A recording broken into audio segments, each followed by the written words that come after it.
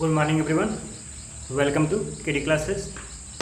तो आज से क्लास 12 की फिजिकल केमिस्ट्री स्टार्ट होगी और इसमें हम आज देखेंगे यूनिट 4 देखेंगे केमिकल काइनेटिक्स।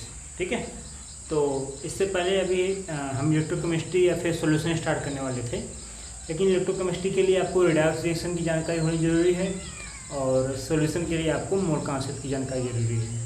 तो इसके लिए अभी हम 11th में फिजिकल केमिस्ट्री पढ़ा रहे हैं, तो उसमें जो हम रिडक्स रिएक्शन और ये मोल कॉन्सेप्ट वाला चैप्टर पूरा कर लेंगे तो फिर हम सॉल्यूशन और आपका इलेक्ट्रोकेमिस्ट्री का पोर्शन स्टार्ट कर देंगे। तो आज हम पढ़ेंगे केमिकल काइनेटिक्स। केमिकल काइनेटिक्स पढ़ने से पहले आप समझ लीजिए कि ये है क्या। ठीक है, तो देखिए हम केमिस्ट्री की अगर बात करें, ठीक है, तो अभी जान रहे हैं आप केमिस्ट्री में है क्या कि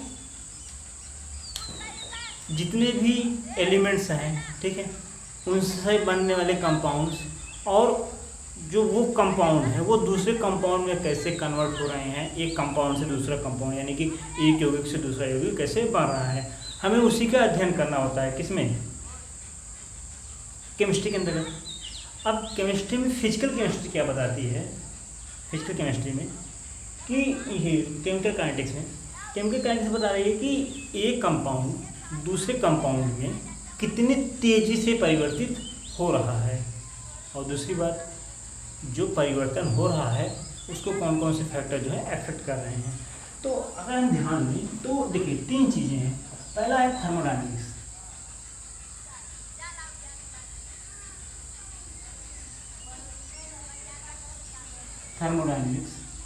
तो थर्मोडायनेमिक्स बताता है कि कोई रिएक्शन होगा या नहीं, यानी कि जो हमारा रिएक्शन है, यानी कि जो हमारी अभिक्रिया है वो होगी या नहीं होगी।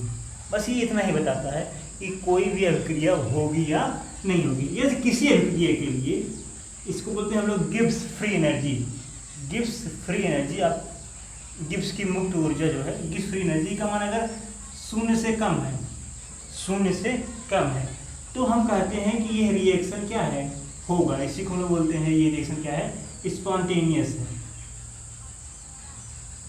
अगर आप लोग थर्मोडायनेमिक्स पढ़े होंगे आपको याद होगा, तो आपको स्पॉन्टेनियस यानी कि इसको बोलते हैं स्पॉन्टेनियस, यानी जो प्रोसेस अपने आप हो जाए। जैसे अगर हम ऊंचाई से कोई वस्तु छोड़ें तो अपने आप नीचे आएगी, उसको लोग बोलते हैं स्पॉन्टेनियस। और नॉन स्पॉन्टेनियस यानी कि जिसको हमको करने के लिए कोई काम करना पड़ेगा। जैसे हम यही मार्कर हमको ऊंचाई पे ले जाने के लिए हमको कार्य करना पड़ेगा, लेकिन अगर हम इसको छोड़ दें तो अपने आप ही नीचे आ जाएगा। तो इसका नीचे आना, इसको हम लोग बोलते हैं क्या, स्पॉन्टेनियस प्रोसेस। क्या बोलते हैं इसको, नीचे आना हम लोग क्या बोलते हैं, स्पॉन्टेनियस प्रोसेस। तो थर्मोडायनेमिक्स बताता है कि कोई अभिक्रिया होगी कि नहीं होगी। दूसरा इक्विलिब्रियम।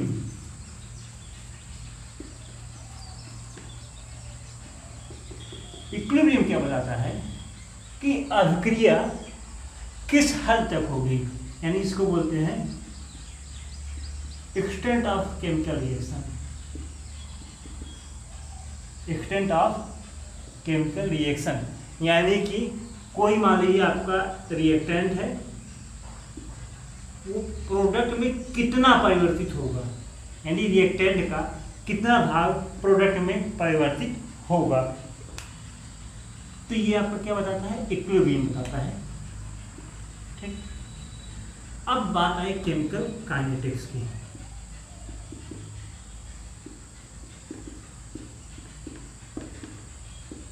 केमिकल काइनेटिक्स क्या बताएगा कि हाउ फास्ट, यानी कि कितना तेज जो है चेंज टेक्स प्लेस,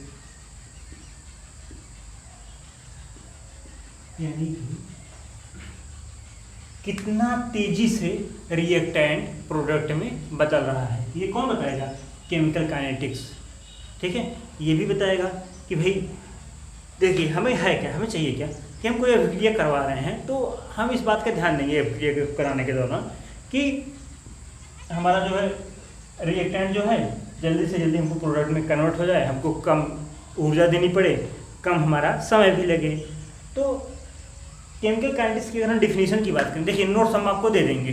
ठीक है, तो केमिकल काइनेटिक्स की डिफिनीशन की बात करें तो कहा जाता है कि the branch of physical chemistry, branch of physical chemistry यानी कि भौतिक रसायन की वह शाखा, ठीक है, जिसमें किसी अभिक्रिया के वेग तथा उसको प्रभावित करने वाले कारक, यानी कि the branch of physical chemistry in which the rate of reaction and factor affecting rate of reaction. Factor कौन कौन से रेट ऑफ रिएक्शन को अफेक्ट करते हैं? कंसंट्रेशन हो गया, टेम्परेचर हो गया, प्रेशर हो गया, ठीक है, और कैटलिस्ट हो गए। ये सारी चीज़ें क्या हैं, किसी रिएक्शन जो है, कोई अभिक्रिया है, उसके रेट को क्या करते हैं, ये प्रभावित करते हैं। तो इन सब की जो स्टडी है उसी को हम लोग क्या कहते हैं, केमिकल काइनेटिक्स। तो केमिकल काइनेटिक्स किसकी ब्रांच है? फिजिकल केमिस्ट्री की एक ब्रांच है, या फिर फिजिकल केमिस्ट्री के अंतर्गत आती है। कि ये फिजिकल केमिस्ट्री का पार्ट है जो क्या बताता है कि कोई रिएक्शन कितना तेजी से हो रहा है और उस रिएक्शन को कौन कौन से फैक्टर हैं जो अफेक्ट कर रहे हैं। क्योंकि हम अपने कन्वीनियंस के हिसाब से, यानी अपनी सुविधा के हिसाब से हम किसी अभिक्रिया की दर को बढ़ा भी सकते हैं, किसी अभिक्रिया की दर को घटा भी सकते हैं। जैसे मान लीजिए हम क्या है कि जैसे हम ऐसा प्रोसेस अप्लाई करेंगे, जैसे आपका ऑटोमोबाइल है, यानी कि जो बाइक्स वगैरह है, उसमें हम क्या करेंगे, हो क्या रहा है, उसमें पेट्रोल कंज्यूम हो रहा है, ठीक। तो हम इस बात का ध्यान देंगे कि पेट्रोल का या फिर जो हमारा डीजल है उसका कंजम्पशन क्या हो, कम से कम हो, यानी कि वो स्लोली हो, ठीक। अब मान लीजिए हम कोई अभिक्रिया करवा रहे हैं, हमको प्रोडक्ट चाहिए, या फिर इंडस्ट्रियल स्केल पे मान लीजिए किसी चीज़ का उत्पादन हो रहा है। एग्जाम्पल के लिए मान लीजिए अभी मेडिकल ऑक्सीजन बन रहा है, ठीक है। तो उसके लिए हम क्या करेंगे, एक ऐसा प्रोसेस एडॉप्ट करेंगे जिसमें कम समय में हमको ज़्यादा से ज़्यादा प्रोडक्ट मिल जाए। और ये सारी की सारी चीज़ें किसके द्वारा संभव है, केमिकल काइनेटिक्स के द्वारा। क्योंकि उसके अंतर्गत हम लोग स्टडी करेंगे भाई कौन कौन से फैक्टर हैं जो फेवर कर रहे हैं, यानी कि जिसको हमको चेंज करने पर रिएक्शन बढ़ जा रहा है, और कौन कौन से फैक्टर हैं जिससे रिएक्शन का दर घट जा रही है। तो हम इन्हीं चीज़ों को क्या करते हैं, ऑब्जर्व करते हैं, और ऑब्जर्व करने के बाद जो है हमें जो चाहिए होता है हम उसको प्राप्त कर लेते हैं। अब देखिए ये तो हो गया भाई केमिकल काइनेटिक्स है क्या। अब हम बात करें कि केमिकल रिएक्शंस होती कितने प्रकार की हैं, रिएक्शंस कितने प्रकार की होती हैं। जैसे रिएक्शंस तो बहुत प्रकार के होते हैं, डिपेंड करता है हम बहुत उसका क्लासिफिकेशन कैसे कर रहे हैं, क्लासिफिकेशन करके कैसे कर रहे हैं। तो मेनली देखिए पहला हमको है वेरी फास्ट, इसको हम लोग बोलते हैं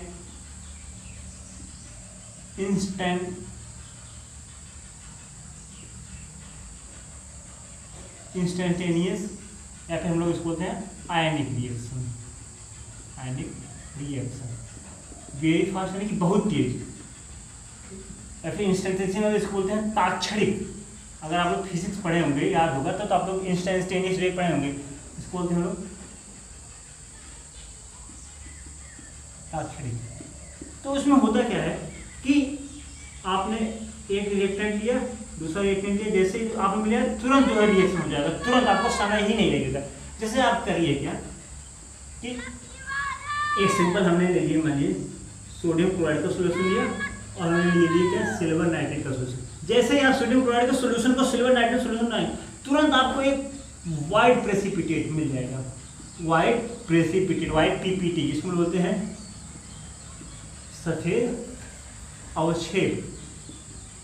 तुरंत आपको सफेद अवक्षेप प्राप्त हो जाएगा, मतलब जैसे ही आपने डाला और तुरंत अवक्षेप प्राप्त हो गया। यह क्या, ये आयनिक अभिक्रिया है। तो ये रिएक्शन बहुत ही तेजी से होते हैं, ये रिएक्शन क्या होते हैं, बहुत तेजी से होते हैं। अब दूसरा आप बात करें, दूसरा है कि और कुछ रिएक्शंस होते हैं जो बहुत स्लो होते हैं, वेरी स्लो।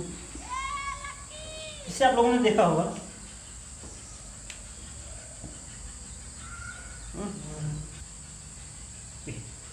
कुछ रिएक्शंस होती हैं जो बहुत स्लो होती हैं, यानी कि स्लो, ये इतनी स्लो होती हैं कि इनको समझ लीजिए कि कई दिन या फिर वर्षों लग जाते हैं, फिर भी इनको कोई एक मेजरेबल चेंज नहीं मिलता है। मेजरेबल चेंज यानी कि ऐसा कोई परिवर्तन नहीं मिलता जिसको लोग माप सके। जैसे उदाहरण के लिए हम ध्यान दें कि जैसे आप लोग ये समझिए कि अगर हम H2 और O2 को कई सालों तक इसको रख दें तो भी कोई परिवर्तन नहीं होगा, यानी कि H2 हमको नहीं दे देगा। बस समझ रहे हैं। तो ये रिएक्शंस क्या है, बहुत ही ऐसा कोई परिवर्तन मिलेगा नहीं जिसको आप मापन हो सके। दूसरा क्या है कि हाँ जी ये तो है, जैसे है क्या, हम ये जानते हैं कि जो हमारा डायमंड है, ठीक है, वो ग्रेफाइट में कन्वर्ट हो जाएगा। डायमंड है क्या हो जाएगा, ग्रेफाइट में कन्वर्ट हो जाएगा। लेकिन इसके कन्वर्जन में इतना ज़्यादा समय लगेगा, इतना ज़्यादा समय लगेगा कि हम ये मान करते हैं भाई ग्रेफाइट ऐसा डायमंड ही रहेगा, वो ग्रेफाइट में कन्वर्ट नहीं होगा, क्योंकि बहुत वर्ष लग जाएंगे लेकिन इसमें कोई भी अप्रिसिएबल चेंज नहीं होने वाला है। तो ऐसे रिएक्शंस को क्या कहते हैं, बहुत वेरी स्लो रिएक्शन कहते हैं। और इस तरह के जो रिएक्शंस होते हैं उनका रेट डिटर्मिनेशन पॉसिबल नहीं है, यानी कि हम लोग उसका रेट डिटर्मिन नहीं कर सकते। और जो बहुत तेज़ी से रिएक्शंस होते हैं उनका भी हम लोग रेट जो है, उसके जो अभिक्रिया हो रहे हैं, अभिक्रिया की जो दर है, अभिक्रिया का वेग, रेट मतलब दर, अभिक्रिया की दर, उसमें भी क्या हम अभिक्रिया की दर को माप नहीं सकते। कौन, चाहे वो वेरी फास्ट रिएक्शन हो चाहे वेरी स्लो। एक कॉमन एग्जाम्पल देखिएगा वेरी स्लो रिएक्शन का क्या होता है। जब हम लोग यहाँ गन्ने का रस होता है, हम लोग जब रस देते हैं बाद क्या हो जाता है, सिरका, गन्ने का रस, केन शुगर। ये जो कन्वर्जन ऑफ केन शुगर है किसमें, विनेगर में, लगभग देखिए इसको कई महीने, कम से कम नहीं तो 3-4 महीने रखा जाता है, 3-4 महीने रखा जाता है। तब क्या होता है, जो हमारा गन्ने का रस हो जाता है वो क्या हो जाता है, सिरके में बदल जाता है। तो ये भी क्या है, वेरी स्लो रिएक्शन का एग्जाम्पल है। किस तरह के रिएक्शन का एग्जाम्पल है, वेरी स्लो रिएक्शन का एग्जाम्पल है। ये तो 2 हो गए। अब तीसरा हम बात करें, अगर हम तीसरे रिएक्शन की बात करें, अगर हम तीसरी रिएक्शन की, तो तीसरा हमारा है वेरी फास्ट वेरी स्लो। तो तीसरा क्या होगा,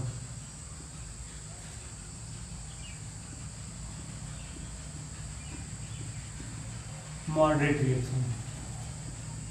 क्या है, मॉडरेट रिएक्शन, यानी कि जो तो न तो बहुत तेज है, यानी न तो बहुत फास्ट है और न ही बहुत स्लो है, वो क्या, उसका जो रेट है क्या है, मॉडरेट है। तो जितनी भी आणविक अभिक्रियाएं होती हैं, यानी कि जितने भी मॉलिक्यूलर रिएक्शंस हैं, all molecular reactions are generally moderate chemical reaction और molecular reaction are generally moderate chemical reaction. इसमें क्या होता है कि इन अभिक्रियाओं को पूरा होने में कुछ मिनट या कुछ घंटे या फिर कुछ दिन का, मतलब बहुत ज़्यादा 1 दिन 2 दिन, ये सब कैसा समय लगता है। तो ये जो मॉडरेट रिएक्शंस हैं इनकी स्टडी पॉसिबल है, यानी कि जो इन मॉडरेट रिएक्शन है इनका जो रेट है, इनके रेट का अध्ययन, यानी कि अभिक्रिया की जो दर है उसका अध्ययन संभव है। उदाहरण के लिए देखिए, जो आप देखिए ये मॉलिक्यूलर हम क्यों कर रहे हैं, जैसे मान लीजिए होता क्या है, जो उसके पहले जो आयनिक रिएक्शन थे जिसमें आयन्स इन्वॉल्व थे, ठीक है, इसमें सुनिए कि कोवैलेंट कंपाउंड्स इन्वॉल्व है, ऐसा आप इस तरह से समझिए। इसमें क्या थे, आयन्स इन्वॉल्व थे, इसलिए बहुत तेज हो रहा था। मॉलिक्यूलर रिएक्शन जैसे मान लीजिए आपने ले लिया कैल्शियम कार्बोनेट, हम इसका अपघटन करवा रहे हैं, इसको हीट कर रहे हैं, क्या बन जाएगा हमारा, calcium oxide plus carbon dioxide gas निकल रही। तो इस अभिक्रिया को होने में जो समय लगेगा वो एप्रिसिएबल होगा, उसको हम लोग मेजर कर सकेंगे और ये देख लेंगे कि कितने समय में ये कितना बना। मान लीजिए हमारा H2O2 था, इसका हमने अपघटन करवाया, अपघटन इसको डिकम्पोजिशन, तो क्या बन गया हमारा H2O प्लस O2, ठीक है। रिएक्शन हम बैलेंस नहीं कर रहे हैं। इसमें मान लीजिए हमारा N2O5 था, इसको हमने डिकम्पोज कर रहा है, तो क्या बन गया हमारा NO2 बन गया और O2 बन गया। तो जो इस तरह के रिएक्शंस होते हैं इनको हम लोग बोलते हैं, यानी कि जो भी मॉलिक्यूलर रिएक्शन होते हैं, जो भी आणविक अभिक्रियाएं होती हैं उनको हम लोग बोलते हैं मॉडरेट केमिकल रिएक्शन। और मॉडरेट केमिकल रिएक्शंस का जो रेट डिटर्मिनेशन है वो आसान है। तो केमिकल काइनेटिक्स में न तो हम बहुत फास्ट केमिकल रिएक्शंस के बारे में पढ़ते हैं और न ही बहुत स्लो। जो मॉडरेट केमिकल रिएक्शंस हैं, ऐसे रिएक्शन जिनके वेग जो है क्या है, न तो बहुत ज़्यादा है और न ही बहुत कम है, इन बिटवीन दोनों के है, उन्हीं केमिकल रिएक्शन के बारे में हम लोग क्या करते हैं, स्टडी करते हैं, ठीक है।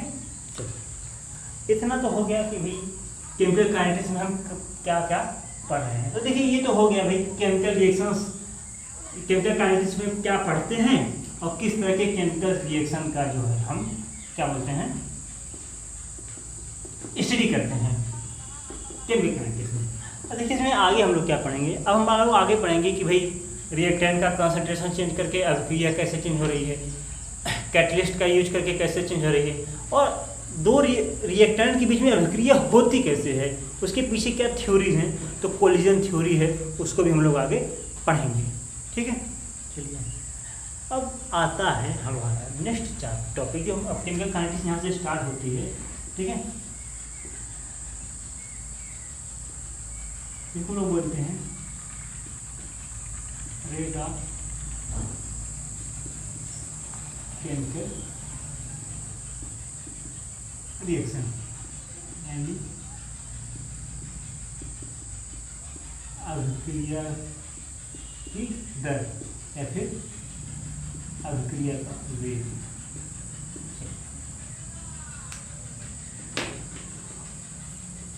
अब ये सोचिए ये वेग या दर समझ रहे हैं क्या। जैसे मान लीजिए अगर हमको किसी चीज़ की स्पीड निकालनी है, क्या करते थे भाई, कितने समय में वो कितनी दूरी गया, ये हमारी स्पीड हो जाती थी।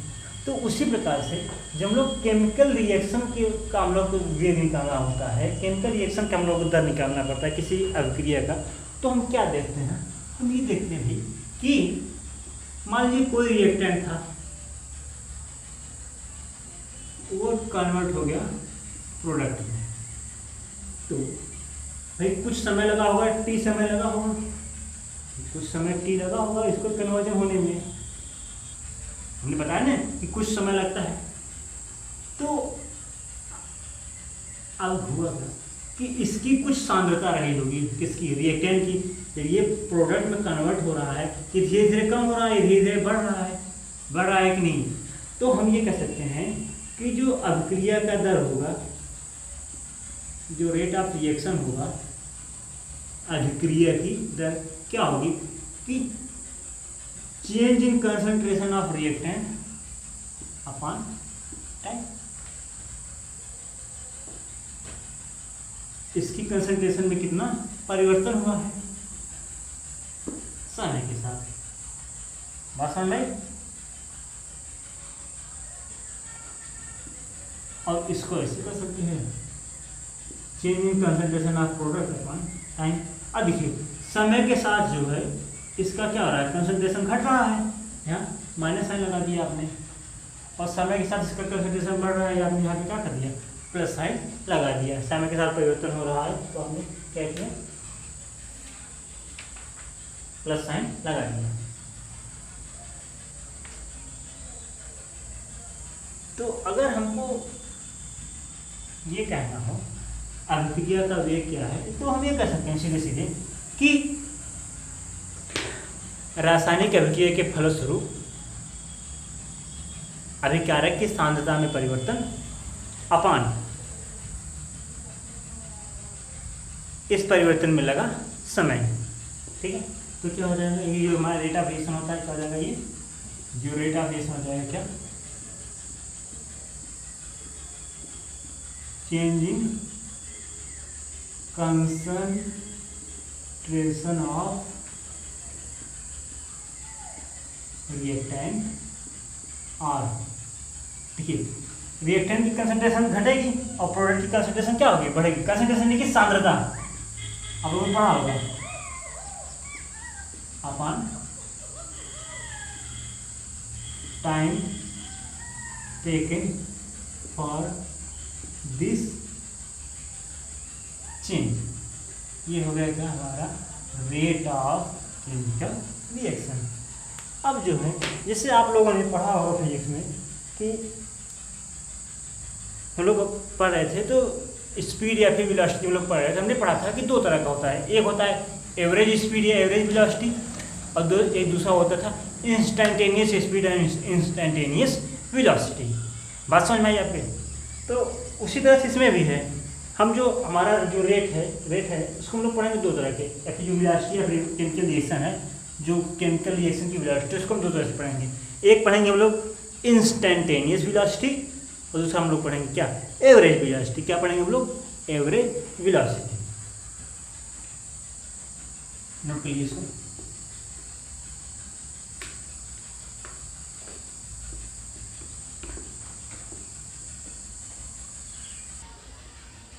चलिए देखते हैं पहले एवरेज और इंस्टेंटेनियस। पहले भी हम एक ग्राफ दोनों देख लेते हैं। देखिए इस ग्राफ में है क्या,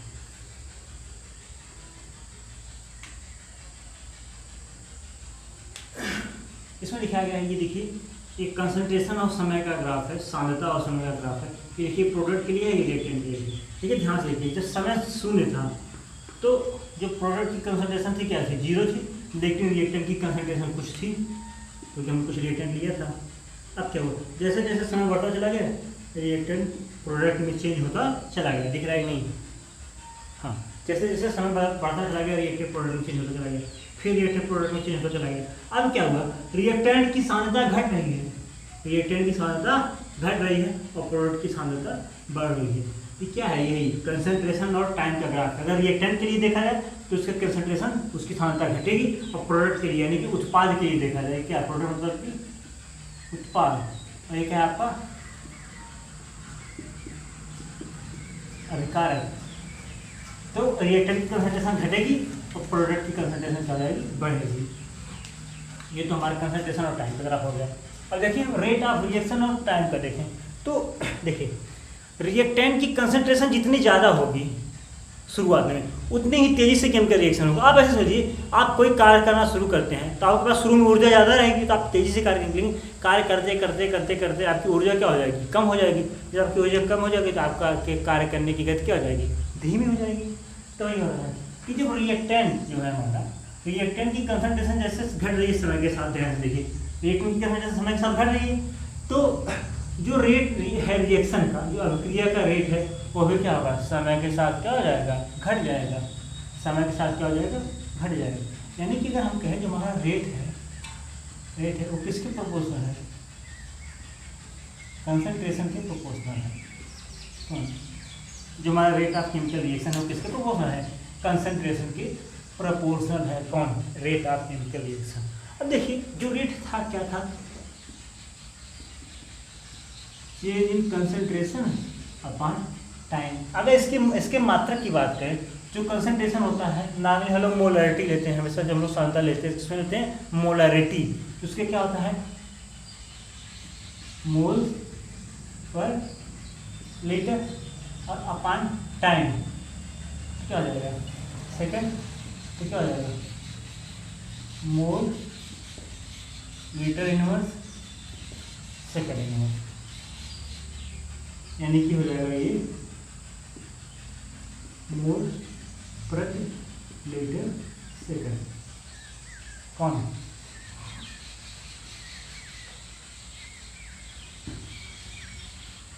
रेट ऑफ केमिकल रिएक्शन का जो मात्रक हो जाएगा क्या हो जाएगा, मोल पर लीटर पर सेकंड, मोल पर लीटर पर सेकंड। ठीक है, मोल पर लीटर पर सेकंड किसका हो जाएगा, इसका मात्रक, रेट ऑफ केमिकल रिएक्शन। अब हम बात करते हैं कि जो केमिकल रिएक्शन का जो वेलोसिटी होती है या फिर रेट होती है वो दो तरह की होती है।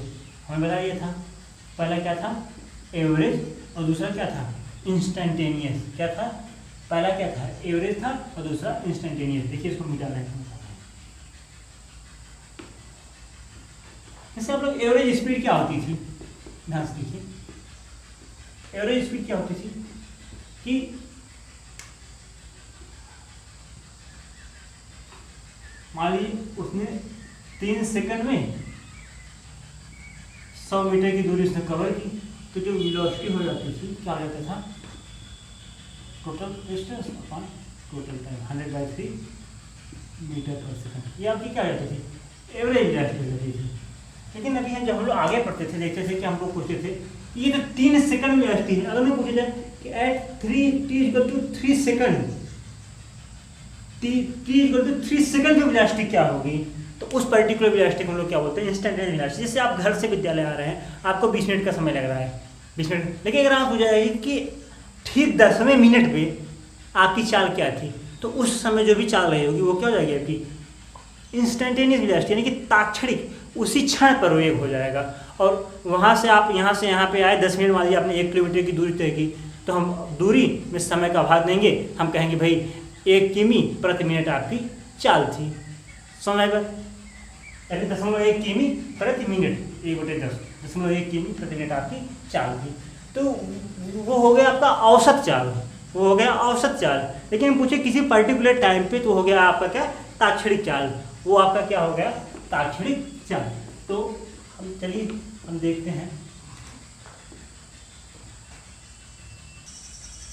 चलिए औसत वेग क्या है, change in concentration of reactant और टाइम टेकन फॉर चेंज।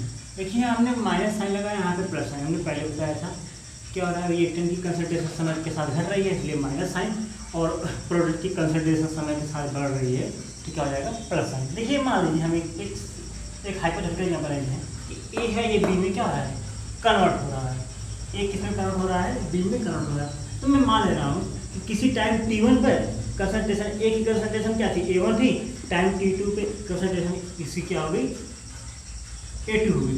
तो जो हमारा औसत वेग हो गया, इसमें मान लीजिए हम लोग कहेंगे आर एवरेज, क्या हो जाएगा, ये हो जाएगा a2 minus a1 upon t2 minus t1। ध्यान दीजिए पहले कंसंट्रेशन a1 थी, बाद में a2 था। अब भाई जैसे समय बढ़ रहा है तो कंसंट्रेशन घट रही है, होगी कि नहीं घटेगी, भाई समय बढ़ रहा है तो जो हमारा ये था रिएक्टेंट था, इसका कंसंट्रेशन घट रहा होगा। तो अब बताइए a1 बड़ा होगा, a2 बड़ा होगा। अगर हम देखें भाई पहले a1 ज़्यादा था a2 से, तो a2 क्या हो जाएगा, कम हो जाएगा a1 ज़्यादा। तो जब हम लोग a2 माइनस a1 करेंगे तो ओवरऑल ये माइनस आ जाएगा कि नहीं, इसलिए ये माइनस साइन हम यहाँ लगाए हैं। तो जो इसमें चेंज होगा वो निगेटिव होगा, इसमें जो चेंज होगा वो क्या हो जाएगा, निगेटिव हो जाएगा। इसको हम लोग क्या बोलते हैं, आर एवरेज। सिमिलरली अगर मान लीजिए इसकी कंसंट्रेशन पहले क्या थी, b1 थी, बाद में क्या हो गई b2, तो यहाँ पे कौन ज़्यादा होगा, b1 ज़्यादा होगा, b2 ज़्यादा होगा, क्योंकि भाई इसकी कंसंट्रेशन तो बढ़ रही है। तो जो इसके लिए आर एवरेज होगा वो क्या हो जाएगा, देखिए हो जाएगा b2 minus b1 upon t2 minus t1। अब ध्यान दीजिए एक चीज़ हम यहाँ पे गलती कर रहे हैं, क्या, तो हमको यहाँ पे क्या लिखना है, इसकी सांद्रता। तो सांद्रता को एक्सप्रेस करने के लिए ये ब्रैकेट हम लोग इस्तेमाल करते हैं, ऐसे लिखिए, ये ऐसे ये जो ब्रैकेट होता है इसको हम बोलते हैं सांद्रता कोष्ठक, या इसमें लोग बोलते हैं कंसंट्रेशन ब्रैकेट। तो ये हो गया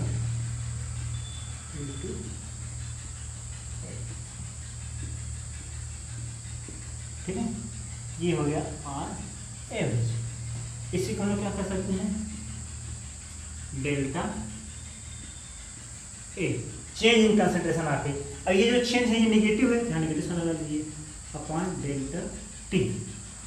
इसके लिए लगा दें हम लोग क्या, क्योंकि ये चेंज क्या है, पॉजिटिव, तो delta B upon delta T.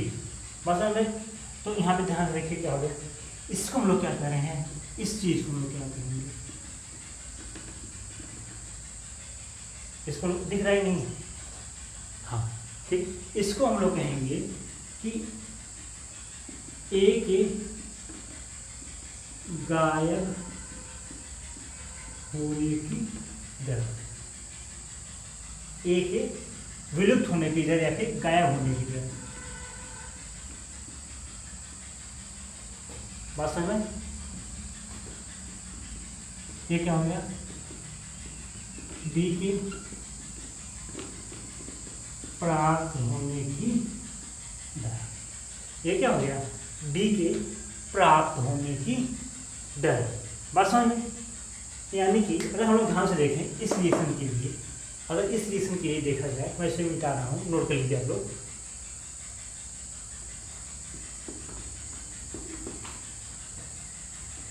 कि इस रिएक्शन के लिए अगर हम देखें, हम ये कर सकते हैं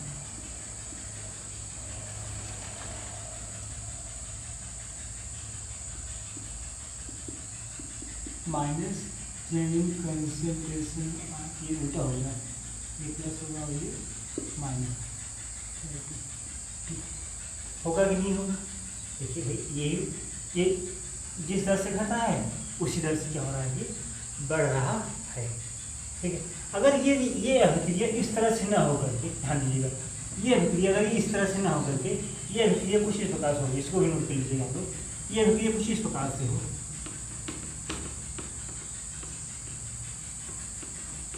ठीक है।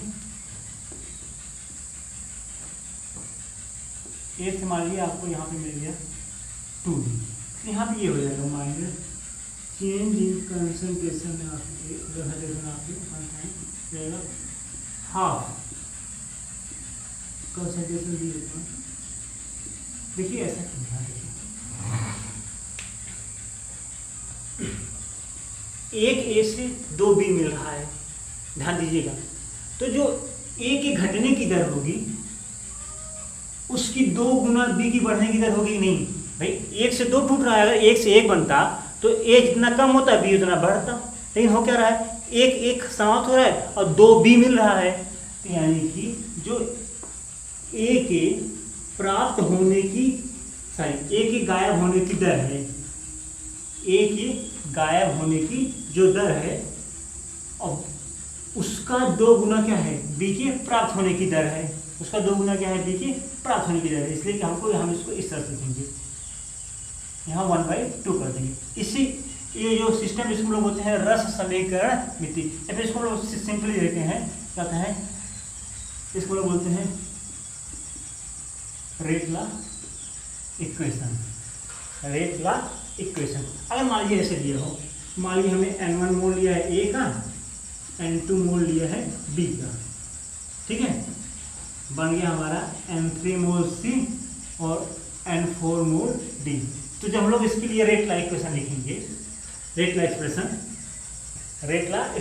सॉरी, तो क्या हो जाएगा, ये हो जाएगा minus 1/N1 change in concentration of A upon time equals to minus 1/N2 change in concentration of B upon time equals to 1/N3 change in concentration C upon time equals to 1/N4 change in concentration of D upon time. ये plus sign के साथ बात समझ रहे हैं, यहाँ minus sign क्यों, क्योंकि ये घट रहे हैं, और ये प्लस साइन क्यों, क्योंकि ये क्या हो रहे हैं। इसको हम लोग इस तरह लिखेंगे, समझ आया आपको, नोट कर लीजिए। चलिए देखिए एक क्वेश्चन लोग देखते हैं किसी तरह से दिया गया है कि रेट ऑफ डिसअपियरेंस ऑफ सी दिया है, रेट ऑफ डिसअपियरेंस ऑफ सी दिया है कितना, 10⁻⁻² मोल पर लीटर पर सेकेंड, यानी कि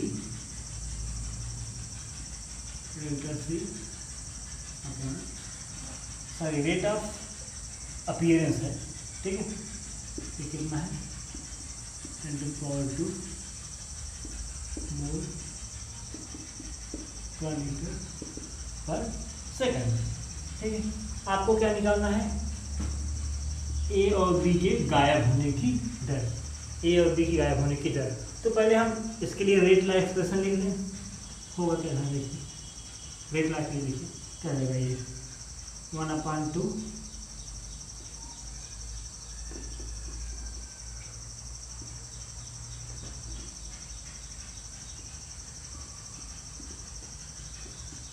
क्या रहेगा, ये 1/3 अपॉन टाइम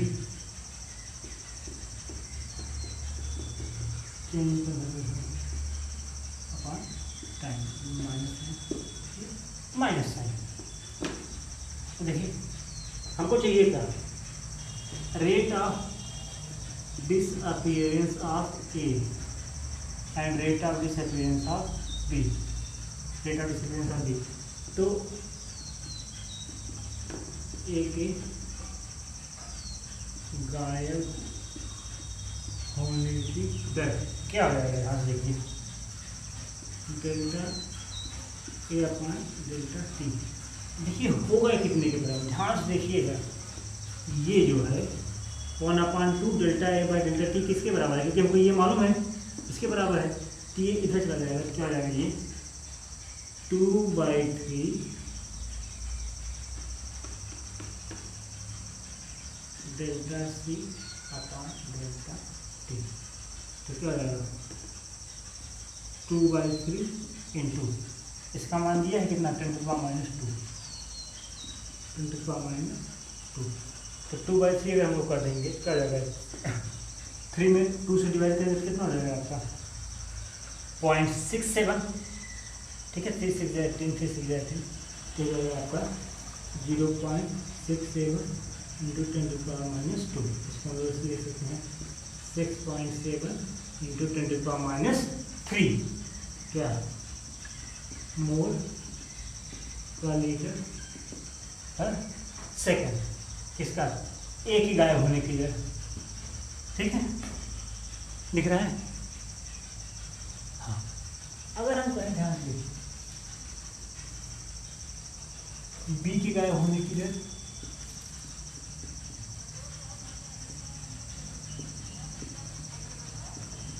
क्या आ जाएगा। हम माइनस साइन नहीं लगा रहे हैं, प्लस साइन नहीं लगा रहे हैं, क्योंकि माइनस और प्लस से समझने के लिए हम यहाँ लिख दिया गायब होने की दर। क्या हो जाएगा ध्यान देखिए ये सीधे सीधे हो जाएगा 1/3 चेंजिंग कंसंट्रेशन ऑफ से क्या हो जाएगा आपका 1/3 इंटू 10⁻²। तो हो जाएगा 0.33 इंटू 10⁻²। इसको हम लोग इसको इस तरह से लिख सकते हैं 3.3 इंटू 10⁻³ मोल पर लीटर पर सेकेंड।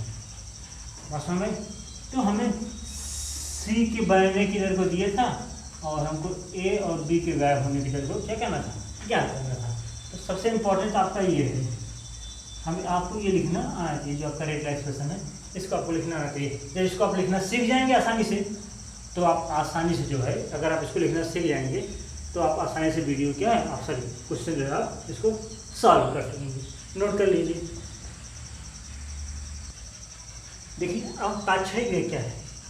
तो ताक्षणिक वेग क्या है, किसी अभिक्रिया में किसी पर्टिकुलर टाइम पर यानी किसी पर्टिकुलर क्षण पर यानी कि किसी एक इंस्टेंट पर, ठीक है, जो उसका वास्तविक वेग होगा वही अभिक्रिया का क्या कहा जाएगा, ताक्षणिक वेग कहलाएगा। क्या कहलाएगा, ताक्षणिक वेग कहलाएगा।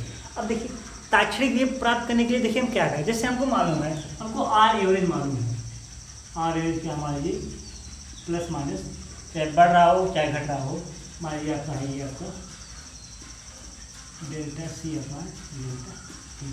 किसी पर्टिकुलर मान लीजिए 1 सेकंड 2 सेकंड का समय अंतराल है। अब क्या है, हमको किसी समय पर चाहिए यानी कि समय अंतराल क्या है, शून्य है। हमने कहा t = 3 सेकंड पर, तो at t = 3 second particularly at t = 3 second कोई टाइम इंटरवल नहीं है, यानी कि कोई समय का अंतराल नहीं है।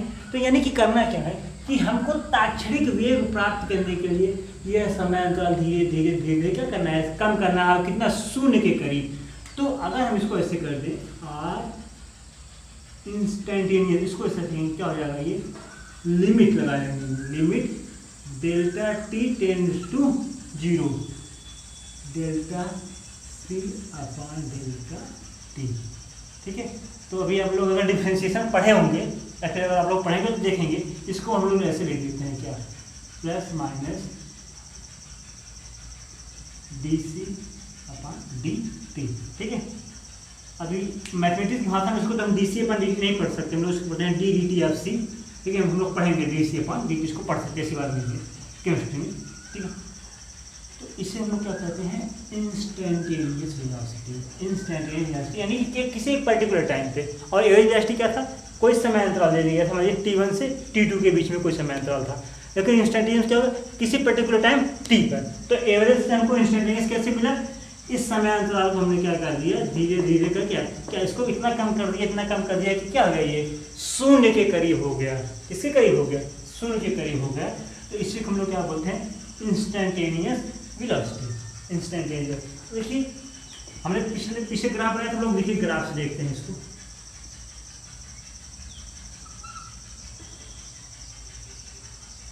मान लीजिए हमने ये हमारे रिएक्टेंट और रिएक्टेंट की कंसंट्रेशन और टाइम का ग्राफ हमने बनाया है। रिएक्टेंट कंसंट्रेशन, रिएक्टेंट यानी कि रिएक्टेंट तो ये टाइम की कंसंट्रेशन टाइम मान लीजिए, देखिए ये हमारा टाइम क्या था, T1 था, और ये हमारा टाइम क्या था, T2 था। तो इस टाइम T1 पे जो था कंसंट्रेशन मान लीजिए क्या था हमारा, ये R1 था, और इस टाइम T2 पे हमारा कंसंट्रेशन क्या था, R2 था। कंसंट्रेशन क्या था, R2 था। तो जो हमारा R एवरेज होगा क्या होगा, हम क्या करेंगे, इसकी करस्पॉन्डिंग ये ले लेंगे, ठीक है। ये एक्चुअली गलत हो गया, यहाँ पे यहाँ पे हो गया आपका R1, यहाँ पे हो गया आपका R2, ये हो गया R1 और ये हो गया R2। तो R एवरेज क्या हो जाएगा आपका, देखिए R2 माइनस R1 अपान डेल्टा टी यानी कि T2 माइनस T1, ये एवरेज हो गया। अब क्या करें, अगर हम इस गैप को धीरे धीरे हम कम करते चले आए, किसी पर्टिकुलर इंस्टेंट हम यहाँ पे आ गए T, हम किसी पर्टिकुलर इंस्टेंट यहाँ पे आ गया T, ठीक है। यहाँ मान लीजिए एक पर्टिकुलर इंस्टेंट क्या है, T। तो अभी हमने एक फिक्स कर दिया कि ये एवरेज नहीं रह जाएगा, अब क्या हो जाएगा, ये इंस्टेंटेनियस हो जाएगा। तो R इंस्टेंटेनियस क्या होगा,